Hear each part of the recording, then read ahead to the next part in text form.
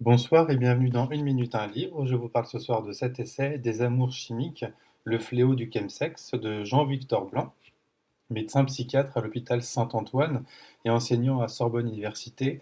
Depuis une dizaine d'années, il dirige l'une des rares consultations en France spécialisées dans la prise en charge du chemsex. Fondateur du festival et du conte Pop et Psy, il œuvre aussi pour la déstigmatisation des troubles psychiques avec sa chronique Mac de la santé sur France TV. Un ouvrage aux éditions du Seuil 2026 que je remercie pour l'envoi, par un essai qui a pour ambition de faire le point sur ce qu'on appelle le chemsex de manière pédagogique, non moralisatrice, non pathologisante et sans jugement moral. Je cite, le chemsex en soi n'est pas une maladie, comme pour n'importe quelle drogue, tout usage n'est pas pathologique. Alors qu'est-ce que le phénomène du chemical sex? Précisons, le chemsex, c'est la contraction de chemical et sexe. Qu'est-ce qu'un plan chemsex? Quelles idées reçues? Quelle stigmatisation? Qui est concerné? Comment accompagner les personnes concernées? Les personnes hétéros sont-elles concernées? Qu'est-ce qu'une addiction et qu'est-ce que le craving?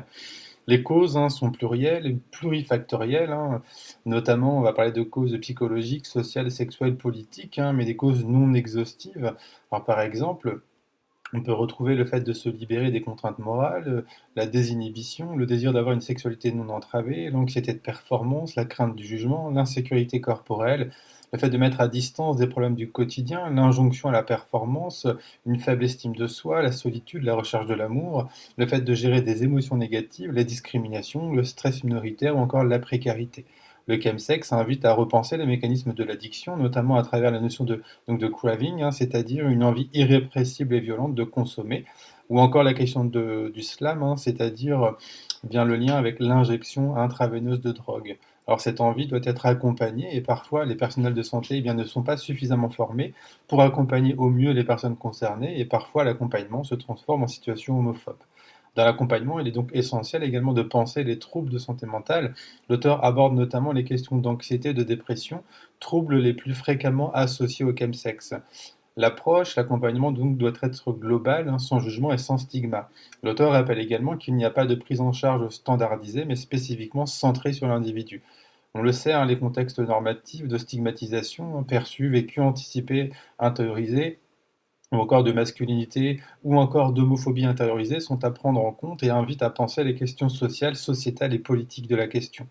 Parler de santé s'inscrit également dans une démarche globale, santé sexuelle, sociale, mentale, relationnelle et physique, et renforcer l'action communautaire est donc essentiel pour mieux comprendre les mécanismes d'exclusion et renforcer la capacité à reconnaître, nommer et combattre les discriminations, notamment homophobes. On le sait, silence égale mort, et le silence et la stigmatisation peuvent avoir des conséquences graves.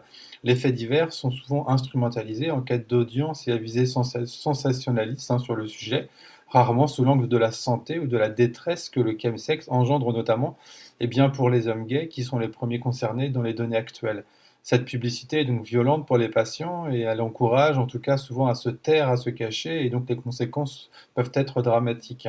Enfin, il faut une vraie volonté politique, une approche systémique qui est nécessaire dans la prise en charge du chemsex. Et ce chemsex n'est pas seulement une pratique, c'est un révélateur de nos normes, de nos stigmas et de nos manières d'accompagner ou de ne pas accompagner d'ailleurs. Vraiment, je vous invite à découvrir cet ouvrage, c'est très clair, c'est fluide, c'est limpide, c'est pédagogique. Voilà, ça permet vraiment de faire le point sur le chemsex et d'éviter effectivement de reconduire parfois des idées reçues sur le sujet. Bonne lecture et à bientôt.